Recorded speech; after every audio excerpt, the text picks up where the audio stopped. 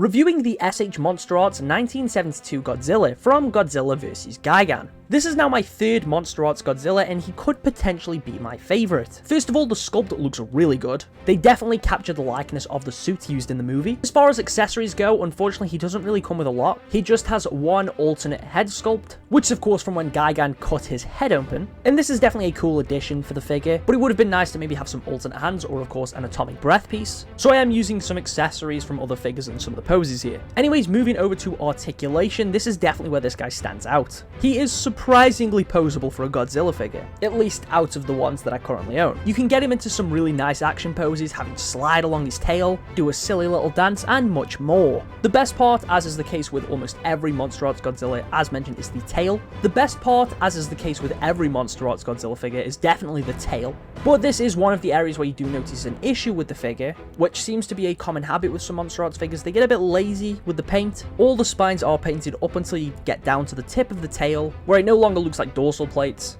and just looks like a grey blob. Aside from that, this guy is spectacular. He's a little bit cheaper than most other Monsterarts figures too, which is definitely nice. And again, he both looks and feels amazing. Posing with him is really fun, and he's absolutely one of my favourite Godzilla figures in my collection. I'll soon be getting the Higher Toys 2014 Godzilla, so if you want me to review him next, let me know down in the comments. Here's where this guy scales next to some other figures, including the Higher Toys Godzilla, where he is of course a little bit shorter. Also got him next to a standard Marvel Legends 6-inch figure, just to give you more of a general idea of the scale of this guy. He's probably tied with the pre-evolved Godzilla for my most articulated Godzilla figure. But my only drawbacks with this guy are definitely the lack of accessories and the lazy painting on the tail. Aside from that, he is amazing.